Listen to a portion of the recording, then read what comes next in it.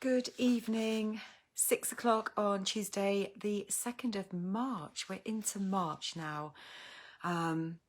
So it's lighter. I haven't yet drawn my curtains, and it's lovely to see some daylight. Hope few of you can join me tonight. I can see a couple of you possibly have joined in. If you want to say hi, please do so. And if you've got any questions, just pop them in the chat. It's nice for me to know who's there, because otherwise I'm wondering who I'm talking to, just the camera. Hi, Amanda. It's good to see you tonight. So I know I've got some new members. My membership's sort of gone up quite a bit. I'm really trying to grow it, get more people into the group. So if you'd like to invite others, please do so and tell them about it. If you think it's of benefit to you, then do tell other people about it. And of course, if you can't watch this live, they are held here, but my whole back catalogue is in my YouTube channel, Peyton Principles Natural Health. So you'll find lots and lots of videos on previous topics there. Just to say, it's less than 2 weeks now until I do my next group program, which I'm calling Spring Rejuvenation. 14 days to reset your gut health. I think we all get very sluggish over the winter months, probably more so than ever in recent months. And this is just a chance. This is nothing drastic. This is just a very gentle and healthy and natural way to introduce really healthy foods into your diet. You'll get all the menus and recipes, foods to avoid and what to eat if you want to have your own recipes, and my almost daily words of wisdom, if you like, and advice along the way over the 2 weeks. And 50% is going to my charity, The Churn, which is my charity of the year. And it starts on the 15th of March. So please, please, please sign up for my group program. So today I thought I'd talk about anxiety. I think there's a lot more anxiety around now than possibly a few weeks ago. And I felt it myself last week, and I felt things sort of rising. And whether that's to do with this new moon, so the full moon that we had at the weekend, and some groups that I'm in certainly have talked a lot about that. But anxiety, you know, what is it? We talk a lot about stress, but we talk less about anxiety. And anxiety is that feeling of fear and apprehension and about the unknown, and this sort of feeling that we're not in control, and where are we going and what's happening, and this whole feeling inside of us. And it leads to, well, it certainly affects our sleep. We don't sleep well. We'll either struggle to get to sleep, or we might wake up with a start in the night and struggle to get back to sleep, wake up in the early hours of the morning, and then just lie awake, just thinking, the brain on overtime. Big impact on sleep. And daytime, I think it really negatively impacts our concentration, our ability to focus on tasks, getting things done. You may have all these intentions of things that you want to do in your personal life or in work, and you just struggle to get them done because your brain just cannot attach to the task that you need to do because of these other thoughts, this feeling that you've got going around. It can affect your digestion. It can put you off eating, affect your hunger because you just don't feel like eating, or if you just know you're not going to be able to digest your food very well. It may have an impact on your heart rate. You may suddenly know a faster beating heart rate than normal. It might just come and go. These are all more gentle signs. Of course, if you get more intense feelings than that, then you should be going to your GP to discuss it. But I'm talking about the more random impacts of anxiety that may come and go, and may be coming more frequently than they used to, and things that we can do about it. Now, as I've said, I do think this full moon that we had, I think it was the 28th of February, so we've just had that, and I think that we were building towards that full moon, and I think it impacted me last week, definitely. But I think just generally with everything going on, this external forces, and I've written here, it's perceived forces that we perceive them to be outside our control. And I think this is the big thing which I'll go on to talk about. It's perceived as being outside our control, and it makes us feel anxious, these things that are happening around us, and we're in the middle of it and we can't get through it, and we're stuck where we are, and it's outside our control, and it really can make us feel quite anxious. Too many unknowns. And you know, I don't want to go on about the sea, but you know, we think we're moving in the right direction, but we keep being knocked backwards, or we think we're being set dates and being given back our freedoms, but there's so much uncertainty around it. There's no firm evidence around it, and what we can do. Sorry, I think someone was just trying to call me and I didn't turn off my do not disturb things. So it's all dragging on as well, isn't it? This is what's making it worse. We know we're so much closer, but are we? Aren't we? Are we? We just don't know. Now, what can we do about it? You know, some people will say, well, all of what I'm just talking about is, you know, the moon and everything. It's just not going to have an impact on our mental health and our anxiety. And yet a study did show, and I think there's a lot of people who would say, whether they're mental health workers or not, but mental health workers, and a study showed that 81% believed that during the time of a full moon, it can make you feel unwell, and it can create causing a worsening of our sleep patterns. And I think there's been some big energy shifts that are going on, and this sort of energy shifts can create big sort of rumblings. And you may think I'm getting a bit beyond what I normally talk about here, but I'm just talking from personal experiences in the past week. So, of course, what can we do? What can we do to try and lessen this impact of feelings of anxiety, to get us through day to day, to bring us in more control of our life? Well, the first thing I've written here is being aware of this when the full moons are. They're approximately every 28 days, I think, or every month. And just being aware of that, because if we're aware of it, then at least and that sort of coincides with worsening feelings of anxiety, then we can sort of accept it a bit more. We can sort of say, well, you know, there may be this full moon around, and that sort of explains it. We're more accepting of what's going on. It could possibly lessen our feelings of anxiety. But I think one of the big things here of everything that's going on at the moment is trying to focus on what we are in control of. And there are many, many things that we are in control of.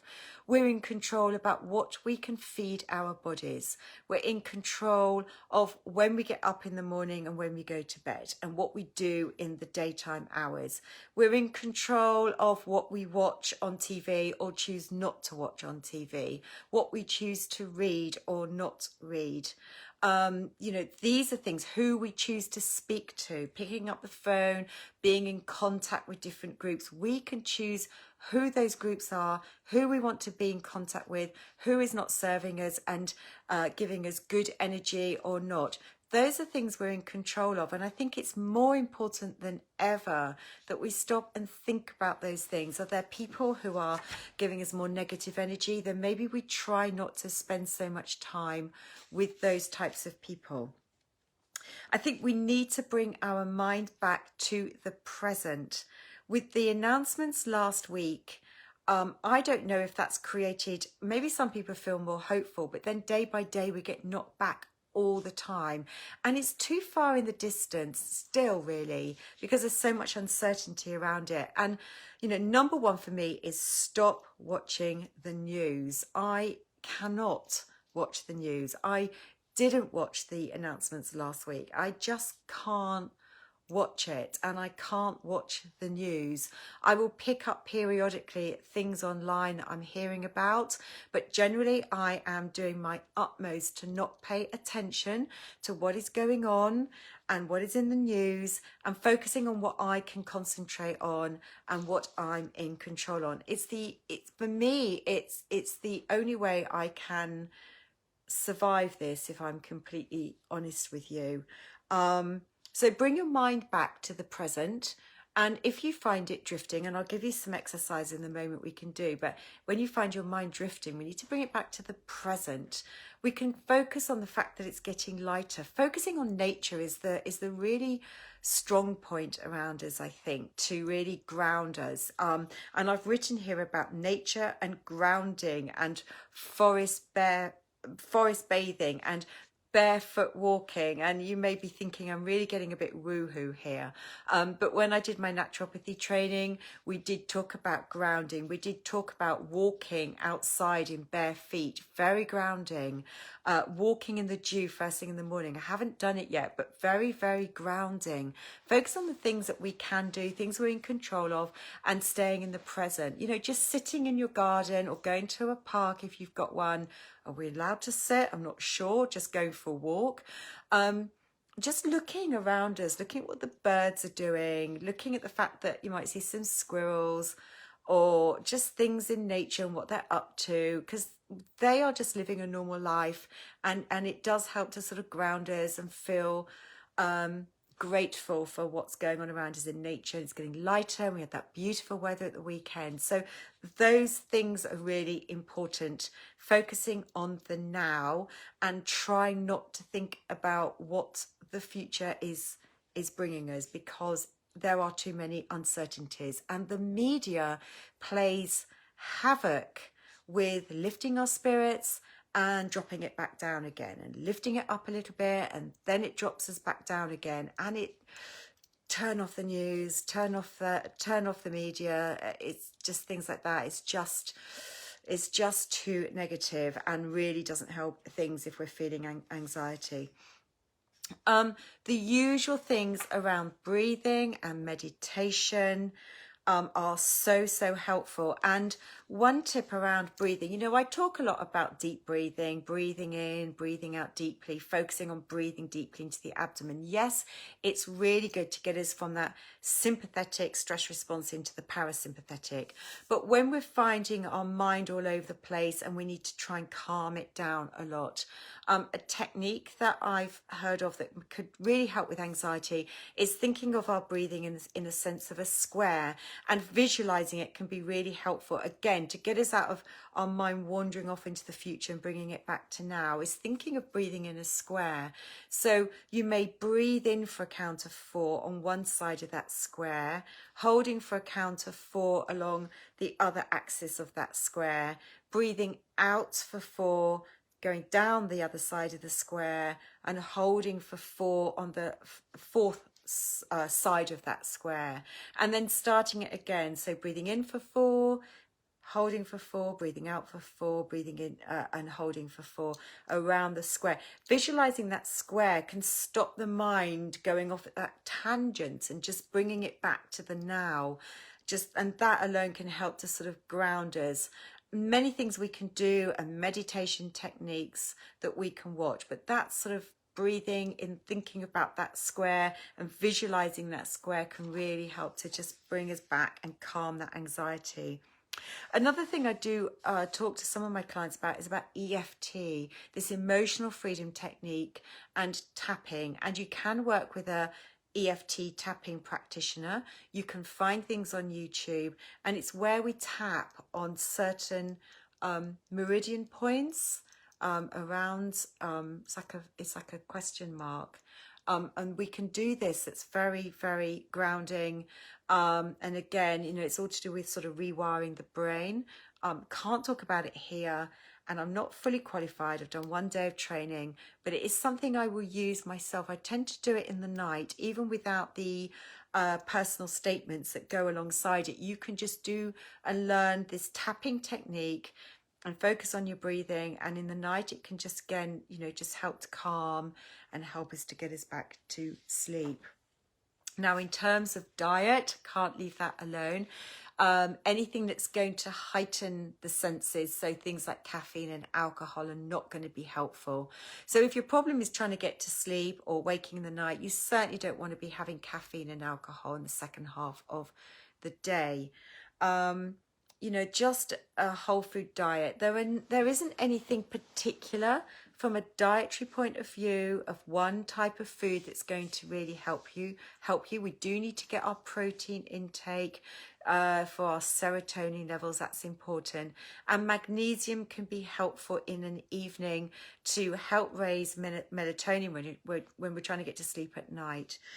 Now, some of the things that are very good, herbal type things that are very good, you may choose herbal teas, or you may look for herbal products. I am not going to mention some of the things that can interfere if you're on antidepressants. You've got to be careful if you're on antidepressants what you choose.